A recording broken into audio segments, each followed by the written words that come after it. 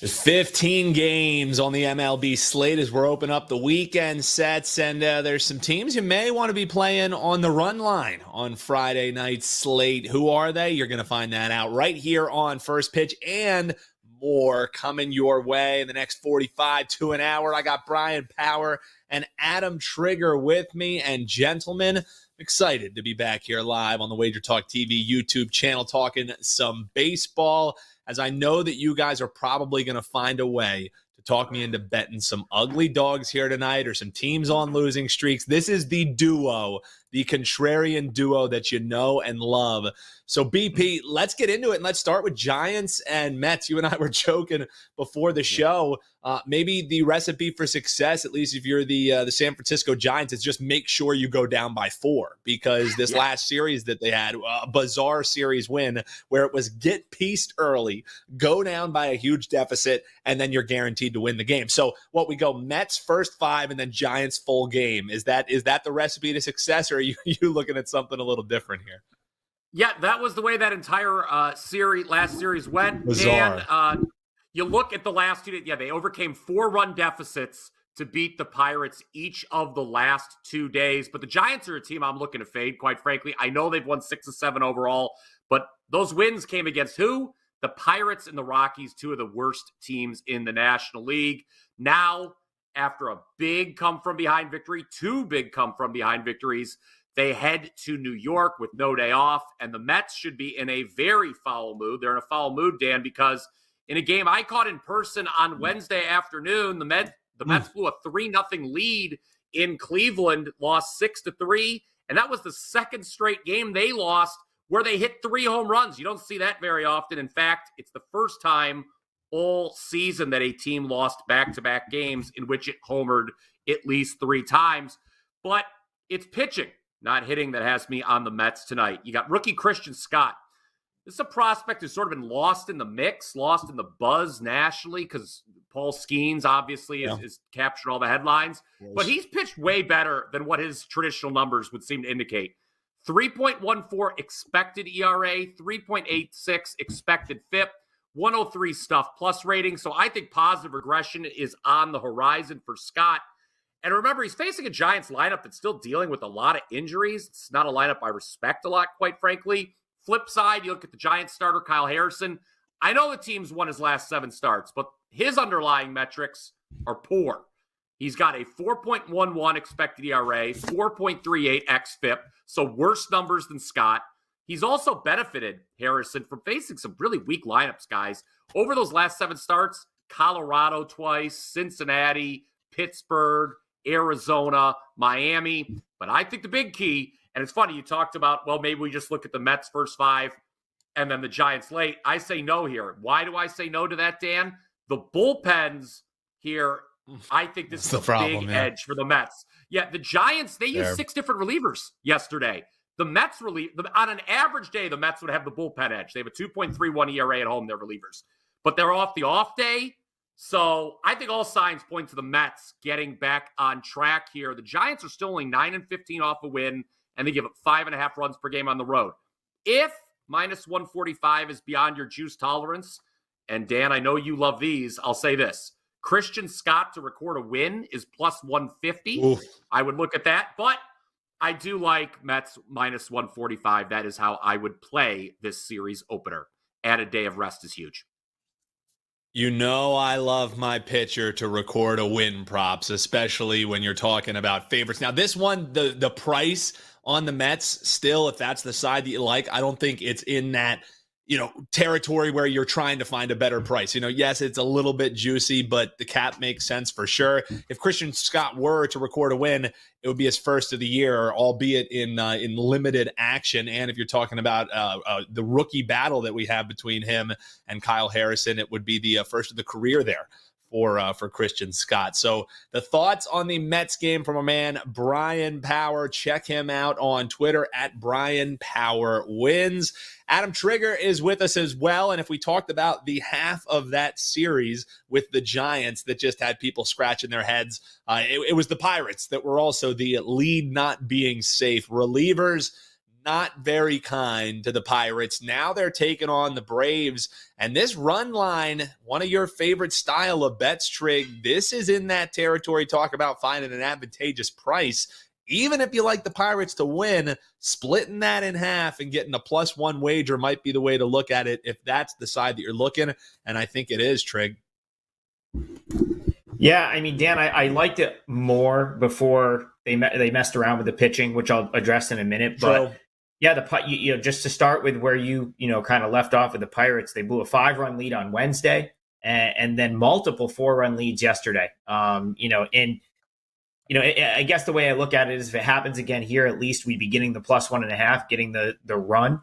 Because I did initially like how this set up for the Pirates, against the run line here. Like, listen, the Pirates blowing leads should come as no surprise. Like, this bullpen hasn't been good all year. It's been an issue since the beginning of the season. Their 6.75 bullpen ERA is the second worst in the league. So that's not, anything out of the norm, really. Even when the Pirates were playing good ball, like right out of the gate, it was in spite of their bad bullpen.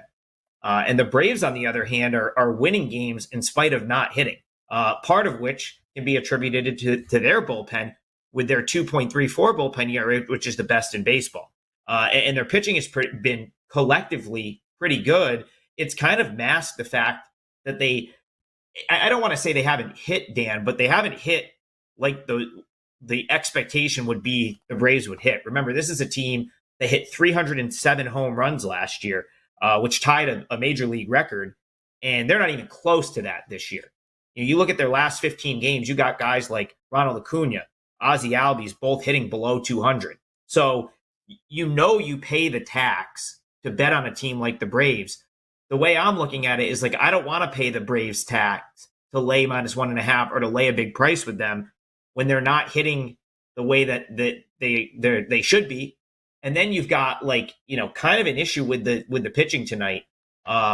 With it looks like it's going to be Ray Kerr now. I thought it was going to be Darius Vines, but on a bigger scale, this rotation spot's been a real issue for them ever since Spencer Strider went down with an injury, and they've had to fill this spot.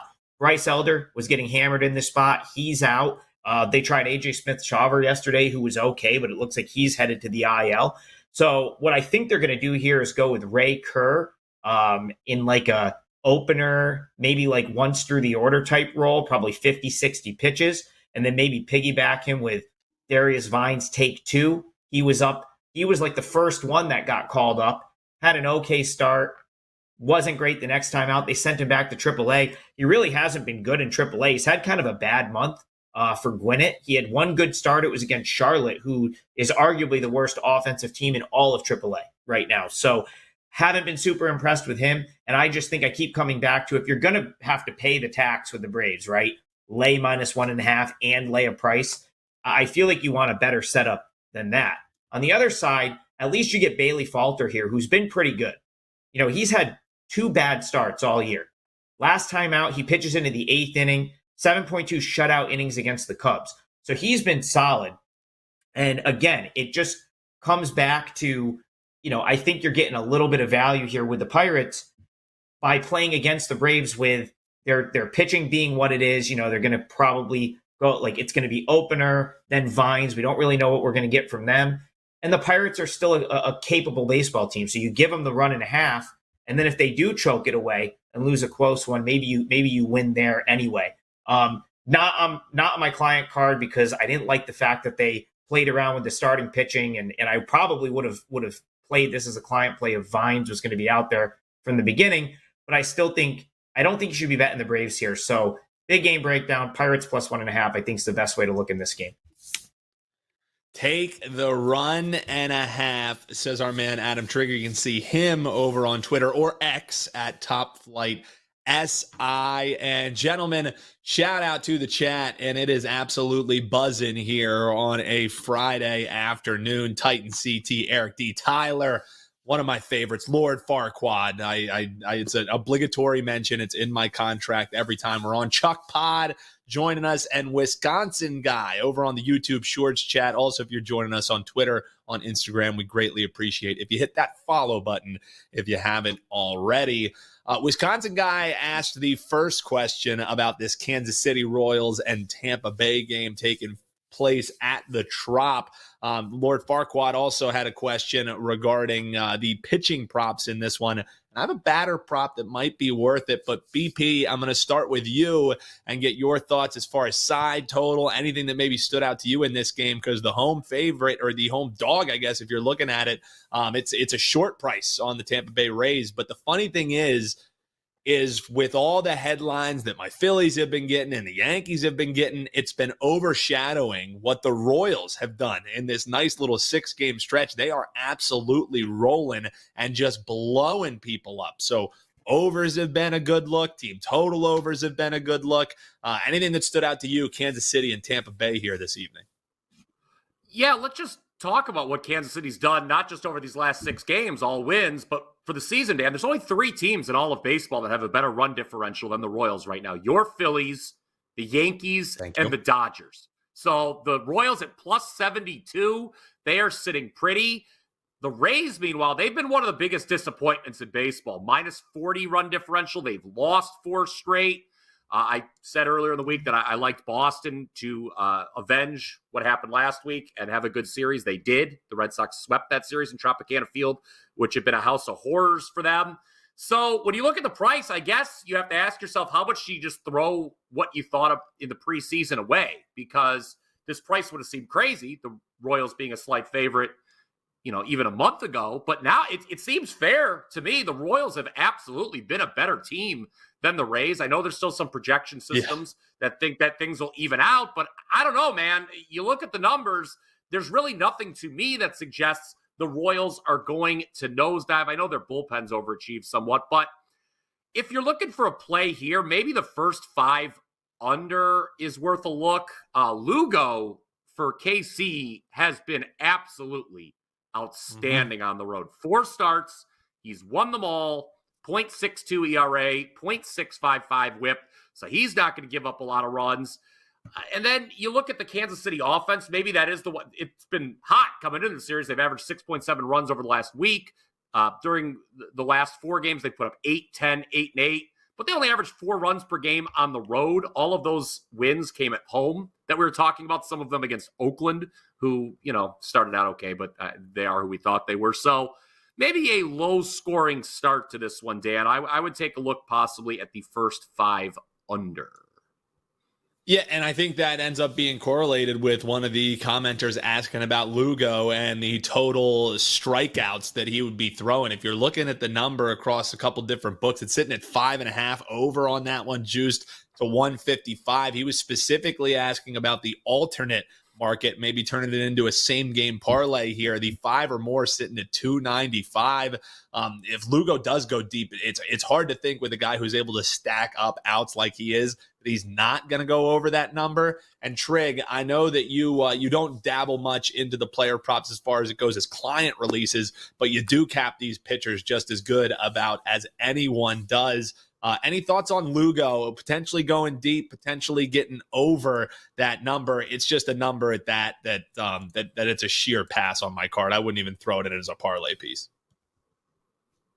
I mean, personally, I could only fade Lugo right now. To be fair, Dan, I've said this for a few weeks now. The sort of hard hit rate, it's not a horrible strikeout rate, but it's less than a strikeout per inning.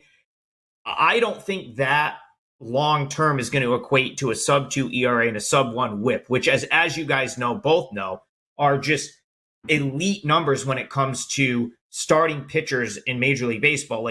Those are the type of numbers you expect Max Scherzer in his prime to put up, Garrett Cole in when he's at his best.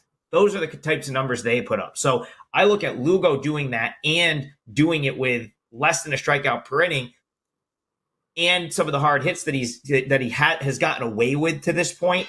And to me, I can only fade him. But again, I've said this for 3 weeks now, and he's still just plugging along. So it kind of makes it tough. But Lugo has to be a fade or pass for me at this point, at least until he regresses a little bit, because you literally cannot do better than he's doing right now. I don't think it's possible.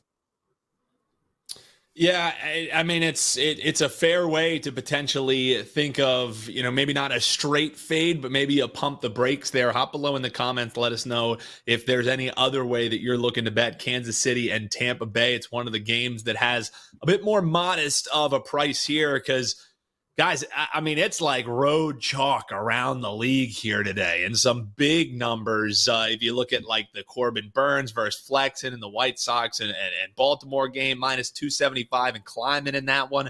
My Philadelphia Phillies in Colorado, total in that one. Looking like it's going to trend towards 11 and a over 2 bills to lay in that one. If you want to back the road favorite, Houston, Oakland, Verlander on the mound, big number in that. BP, when we run down this list, and a lot on Fridays when it's the open of a new series, you have all what happened in the week getting baked into the number. Steve Merrill, when he's on here with us on Fridays, talks a lot about potential value on big road favorites in game one of a series here on a Friday. When you run down that list and just see these big prices, does any of these teams stand out as the one that might just burst the bubble? Because the chat loves these money line parlays, and very often we're throwing favorites in it.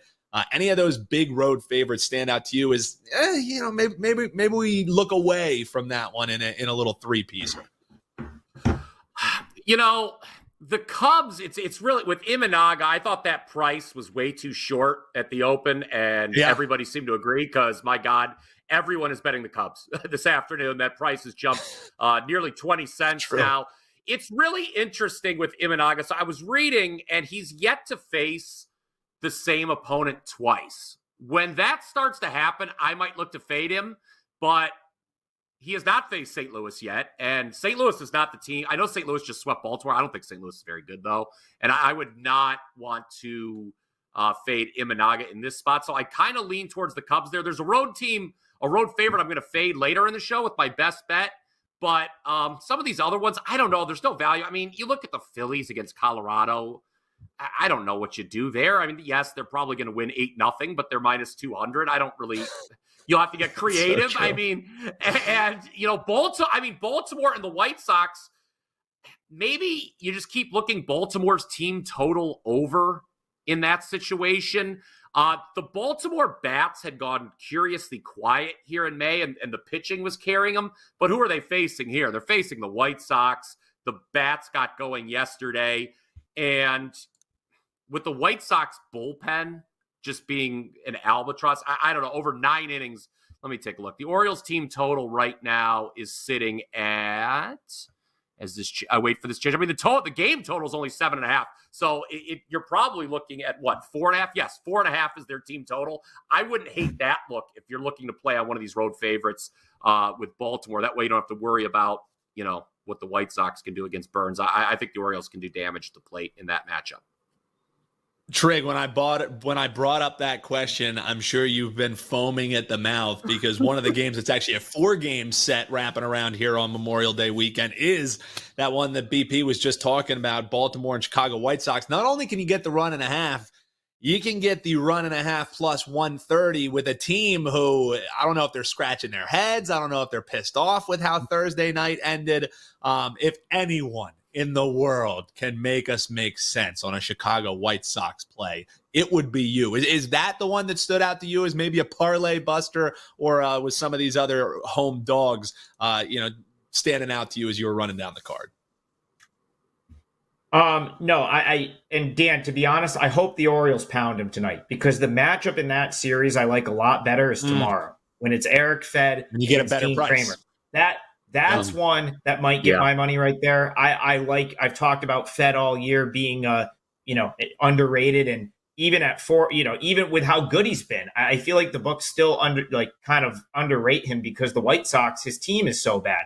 But it hasn't really mattered in his starts. Like his results have been good. You can almost always play him against the plus 1.5. And if in the starts he hasn't won, the White Sox have been close. So, but with the White Sox, you really need them to have those couple key bullpen guys to stack behind him.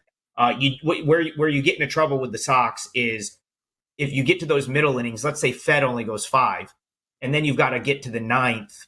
That tends to be the spot where they can struggle a little bit. But if they have their better relief guys, he can go 6 or 7. well, probably more likely 6 and get it eventually to Kopech or the better relief guys, the White Sox tend to stay in games. So I would prefer them to just get pounded here. Chris Flexen is not a guy I really have had any interest in backing. He's, obviously he's another former KBO guy, 2020 Doosan Bears alum right there. He's come back and had a good sort of run in the big leagues. He was productive with the Mariners, but at this point, he's not really a guy that he's not going out there every 5th day for any other team in the league right now. So do I want to play him against Corbin Burns? Not really. Especially when Burns could be like locked down and, you might need some offense to hang around in that game for the White Sox. So I have no real opinion on this game tonight, but this is not the spot I try to jump in with the Sox. I kind of hope, like I said, I hope the Orioles just get it done and win convincingly, because it's going to make Fed and the Sox a lot more playable on Saturday. And even if they don't, though, it still might be a good spot. The spot in this series for the White Sox is probably tomorrow. Shout out Adam Trigger and Brian Power joining us. You can check them out over at WagerTalk.com. Go to WT.buzz/deals to check out the ways to save through the summer, like the great Memorial Day special that we have going on, where you can rock with your favorite capper from Memorial Day all the way through Labor Day. Get action all summer long. A hell of a deal going on at WagerTalk right now. Gentlemen, over on the YouTube Shorts feed, I've just been waiting for someone to bring up the Phillies so we can talk about them organically, that I just didn't have to shoehorn it in. Scott Chaffee, shout out to you over on the Shorts feed. We appreciate you, brother. He's asking, what do y'all think of the Phillies and Astros parlay after Rockies and Athletics getting both their bullpens ran through last night? Now, the thing is, I think you kind of touched upon it when we talked about big favorites, and it was BP saying, that number on the Phillies, you want to back them? You want to lay a 1.5 on the road? Be my guest. The thing for me is this one, Trig, as far as the Phillies and Colorado side of that equation. You could talk to Astros as well if you'd like. When it seems too easy, that's where I just want to cross the game off the card. You got the team with the best start, a historic start going on, and then a team with a historically bad start to the season. And the proof has been in the pudding. The Phillies and Colorado one seems like an absolute slam spot for the Phillies. Are going to altitude. They hit so well. They got a decent pitcher on the mound. It seems too easy to me, Trig, and that's what makes me just want to cross my Phils off of the card. Any thoughts on that one, or the Astros putting a little 2-teamer there together? This is not the spot where I would want to lay it with the Phillies, just because of what you said. They played yesterday. They've got to go out to Denver, which can always be tricky. I don't doubt that there's going to be some runs. Like, they're probably going to hit, but the Rockies have hit too lately. If you look at like the last couple weeks for the Rockies, like their offense has been pretty good. And like Ty Block has been one of their better arms. Like, he's probably not going to like go out, he's not going to go out and throw a 7-inning gem ever. But and he did struggle against the Giants last time out. But if you go prior to that, he's capable of going 5 and giving you like a pretty solid 5 innings. So I guess that would be my concern, is if he kind of comes with a good start and suddenly the Rockies are in the game, or their offense is going a little bit, like it could be a tight game. And then of course the Rockies will use whatever bullpen they have, which might not be much after yesterday, but like, I don't know. I just a tough setup. Phillies coming off, a series with the Rangers, no travel day, have to get out there to altitude. I would avoid this one. If you like the Phillies, maybe later in the weekend once this series gets going a little bit. So for you, BP, and I think like Trey said, the price is enough. And Tyler says it really well in the chat here too. Coors Field favorite, laying $2. Forget about it. Cross it off the card. Makes a heck of a lot of sense to me. Total in that one, sitting at 11. But talk about too easy. Talk about a pitching matchup. Like, why are we not just laying the half a run in the first 5 with Houston against Oakland? Talk about it's not like Verlander's been popping our eyes out of our heads, but he's playing a guy who's 1-8 as a starter. So any thoughts on the second part of that equation for our man Scott? Yeah, I just want to add this. I don't know if Major League Baseball allowed you to do the Phillies' first half schedule, Dan, or whatnot, but this first half schedule has been an absolute Come joke. on. All they do is play like sub 500 teams. I'm like, all right, maybe there's gonna be some good value. I'm like, oh, they're playing the Rockies this week, and that's fun. Now the Oakland A's are a team that no one wanted to back at the start of the season, and they were pretty good, and now they've come back down to earth. We hit on that earlier. You talk about Ross Stripling. He's the pitcher who's 1-8 in his 10 starts. Team's 2-8. His last 3 have gone very poorly. 8.48 ERA, 2.31 WHIP. So, yeah, I mean, laying the half with Verlander, a half run in the first 5, that's not a terrible idea. This is a situation, okay, where the Astros were off yesterday. The A's were not. That's always something you talk about handicapping the card. That's always something I look at. And, it's funny. The Astros, a lot of people were writing them off because they got off to a terrible start, but there was a lot of bad luck involved in that. They had a horrible record in one-run games. You look at the projection systems, whether it's Fangraphs, Pacoda, whatever, a lot of people are still high on the Astros, and, no one's running away with that division. There isn't a single team in the AL West with a positive run differential right now. So Houston is a team that I know a lot of people think, can have a strong rest of the first half and then take maybe control of the division in the second half. So, yeah, you twist my arm. You ask me how to play this one. I probably would lean towards laying the half run in the first 5 with Houston and Verlander.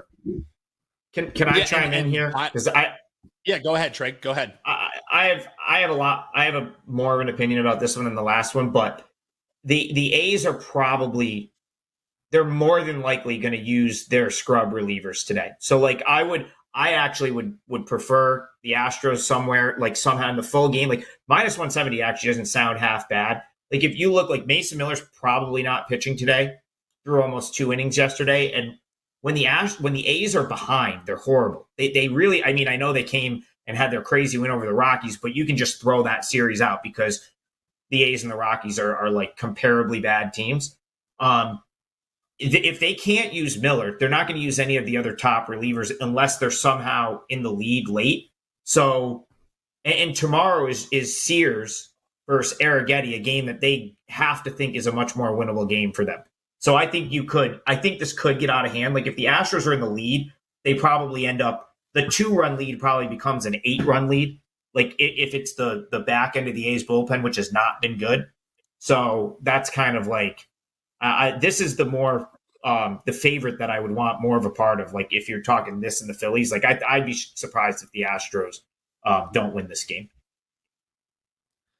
So there's the thoughts from our guys on the Astros. Tyler in the chat was pointing out, hey, if you like that whole first 5 play, you think there is the big pitching mismatch, why not look towards Verlander to record a win? I'm going back to it, Brian Power. It's only sitting at like 105. And it kind of takes into account what both of our guys are saying there, because just because, runs might come up when there's relievers, all we need is 1 run more by the time that Verlander ends up leaving the mound, finish the game up, and then you're grabbing that to record a win prop. It's a nice price. Gets that 170 a little bit more manageable if you are a juice adverse better.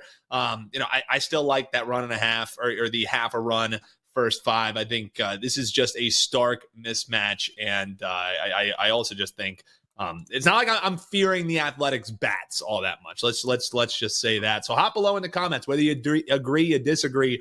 Love the questions rolling in. Love your thoughts on the games. They're still stuck on that Cubs game. So we touched upon that a little bit. Imanaga, Mikolas. We have it's a sheer split in the middle for the chat as far as that one is concerned. So hop below in the comments. You can keep arguing out that one.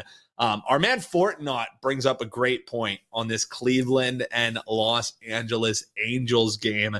He writes, quote, "Can anyone explain where the market love for Sandoval could possibly be coming from? It's not as if the Halos have thrived playing at home. This line seems about a quarter short to me." We're looking at about let's call it minus 105 for the lefty at home against the Cleveland Guardians. BP, any thoughts on that one? That stand out to you at all? Yeah, I didn't understand the price either on this one. I get that there's still some skepticism surrounding the Guardians. Their offense has been way better than expected so far this year. I mean, this is a team that's tied for the lead in runs per game in the American League with Baltimore. Absolutely no one saw that coming. Sandoval's a guy, I guess I can see where there'd be some respect. He's pitched better than his ERA would seem to indicate, but the issue with this game, the Angels to have any chance here, they've got to get an early lead because there is a massive, massive edge once this game gets to the bullpens for Cleveland. You look at the Angels bullpen at home this year, 6.64 ERA, 1.65 whip. The Guardians bullpen's about as good as it gets. And, Logan Allen, he's all right. I think he can get it done against an Angels lineup that they're throwing some scrubs in there. I mean, you've got a guy who was hitting 091 in Double-A was called up. I mean, that's the state of the Angels right now. They give up 6 runs per game at home. This is a terrible, terrible home team are the Angels. So I think it's interesting. The Angels have any chance here, they've got to get out to a lead because once this game goes to the bullpens, I saw it again in the flesh on Wednesday. The Guardians fell behind early 3-0, but the bullpen kept them in the game. And then they stole it in the late innings against the Mets, did Cleveland. So, yeah, I do think this number had me scratching my head as well. I think the Guardians are obviously a vastly superior team to the Halos. And Trig, I need to get your thoughts on this one because I know that you're always looking at lower level baseball as well. Sure, talking about Sandoval, we can touch upon that as well. But the Angels, who is it? Kyron Paris, Double-A, gets promoted. He wasn't even playing all that great, and then he finds himself up there playing some shortstop for the LA Angels. So any thoughts on that crazy way that worked out for you, Adam Trigger, or any thoughts on this game as a whole? You can touch upon Sandoval as well if you'd like. Well, the funny thing about that is they had I think it was Livian Soto was their shortstop at AAA for Salt Lake like earlier in the year, and I think they kind of like got forced into trading him just because of like options and so on and so forth. So, and he's actually turned into, I think he's somewhere else. He's on his like 4th team this year in AAA, but he's actually having a pretty good season. So that's he would easily be like the guy up there right now in his spot if he was still on the Angels. The only thing I could say in terms of like to answer the original question, like I understand wanting to play against Logan Allen. I have Logan Allen on my list of guys that I absolutely want to play against in the near future. He comes off of back-to-back starts where he's got 12 shutout innings, back-to-back scoreless 6-inning gems. That's not him. Like that's just not something he's going to do frequently. I think there's a bit of good fortune in that. The fact that you go back to the start prior to that, he gave up 7 runs in like 2 innings against the Tigers, and I think we talked about it on the show. I had a best bet against him with the Astros. It was like the standalone Thursday night game, and he was really fortunate in that game not to get blown up, and then the Astros ended up getting to him eventually and winning that game anyway. So I get wanting to fade Allen. I agree with BP that Sandoval's got some upside. So maybe Angels first 5, because I do agree with a lot of what Bryan said in terms of the bullpens and stuff like that. I would want no part of the Angels here, but I do understand why people would want to fade Logan Allen in this spot. So I guess find a better way to play against Allen other than needing an Angels win, I suppose. So maybe Angels first 5. While you're hanging out with us here on a Friday afternoon, we would love it if you would hit that like button for us. And if you haven't already, subscribe. Tell folks about what we got rocking here throughout the summer on WagerTalk TV. If you're checking us out on Instagram or Twitter, hit that follow button. Throw us a like there as well. We would appreciate it. Best bets here. Let's talk some of these games that these guys had that just missed being client releases here. And BP, we'll start with you. Reds and Dodgers. The Dodgers laying, talk about road favorites again, Paxton and Ashcroft in this one. And it's 156. Looks like some different numbers that we're seeing out there on the Dodgers. But you think the run line might be worthy of a play, and it might not be the run line you think. How we betting this one, BP? And what do you got up over the weekend? Yeah, talked about this on the Morning Wager with Mark Zinno. Be sure to check that show out as well, as we've got some NBA talk as well as MLB. Now, even at the juicy price, I would expect most bettors are going to gravitate towards the Dodgers here because they're off back-to-back losses, and there's always that thought, oh, well, the Dodgers, they can't lose 3 straight. And then you have the Reds who are having a terrible May. But for me, this boils down to one thing. Trig has talked about some pitchers that he has circled that he really wants to fade. I want to fade James Paxton of the Dodgers. His expected ERA, guys, is nearly 3 full points higher than his actual ERA. So he has been really, really lucky. And this is the second straight time the Reds are seeing Paxton. That generally favors the hitters. What did they do last week against them? They scored 3 runs in 6 innings, pair of home runs. You look at Paxton, some of the underlying numbers, stuff plus rating is 74. That is horrible. And so it is a minor miracle that the team is 7-1 in his 8 starts. I know the Dodgers, they've got a great offense. They're a great team overall, but Paxton is just not good, and he's really lucky, and he's due for some negative regression. Ashcroft, he has not exactly been Cy Young for the Reds. I understand that. But the Dodgers lineup, 4 runs or less, 6 of the last 8 games. That's worth pointing out. And here's where the plus 1.5 comes in handy. Cincinnati, most 1-run losses in all of baseball, guys, 11. They are 1-11 in 1-run games. That is beyond unfortunate. But end of the day, over 60% of the time this season, the Reds either win or lose by a single run. I like that. I will take the Reds plus 1.5 on the run line for my show best bet. And if you head on over to wt.buzz/BP, you're going to find 2 plays for $29. It is my top MLB play on the slate for Friday, as well as a 4% best bet in the NBA. In the NBA, I'm currently on a 31-13 run going back to early April. That includes a 3-0 start in the conference finals. Was fortunate enough to have Boston -9 last night as they pulled away from the Pacers late. So seeing it well in the NBA playoffs. 2 for 1. WT.buzz/BP. You get my top NBA and top MLB play there as we look to have a big weekend. 31-13. It speaks for itself. WT.buzz/BP. Head on over there. Trig, what do you got rocking this special Memorial Day weekend? And also, Tyler was in the chat asking about, hey, anybody like Gallen to record a win at even money? Well, you have that game slated in. It might just be correlated with the way you're looking to bet this one, but it's a full game bet between the D-backs and the Marlins. And you have it slated for a best bet. Why is that, Trig? Yeah, well, first, I have a 4% WNBA play up for tonight. I'm 5-2 to start the WNBA season. I'll probably, if I do get to the window with anything MLB-wise, I'll probably post it. I'm going to talk about the game I like the best in the minute, but I've hit 8 of my last 10 best bets overall. Going to try to make it 9 of 11 with a WNBA 4% play tonight. That's up on my page. As far as MLB is concerned, there was, like you kicked off the show, Dan, and there was a lot of chalk, and there was also a couple pitching changes and stuff like that. So it kind of like killed the potential client play. But without a doubt, my favorite thing in Major League Baseball tonight is the Diamondbacks to win this game. And I think you could actually just lay -170 here and play it a little smaller. Or like our friend in the chat, maybe you do just, ask Gallen to record the win, because it seems to be all he does at home, Dan. He's 21-5 at home. Like, his career, if you go back to his time with the Diamondbacks, which I think is 2022, his home run splits at Chase Field are insane.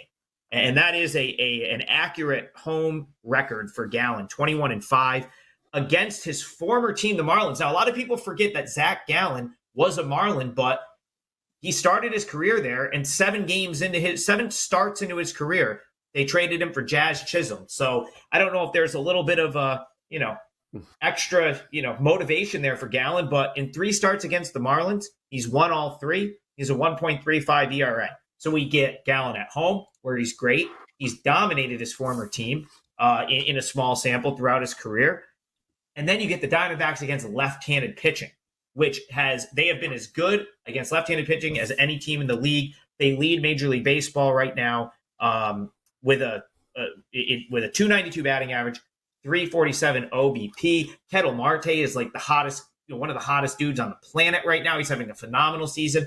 Brings a 21-game hit streak into this game. he's hitting nearly 350 against lefties.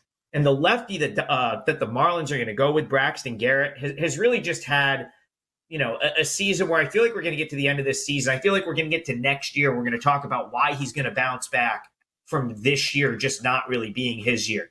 He had a shoulder injury, started the season on the IL, rehabbed it at AAA, had to go, basically went back on the IL because he had a setback. I think, it was the dreaded dead arm term got thrown around with him.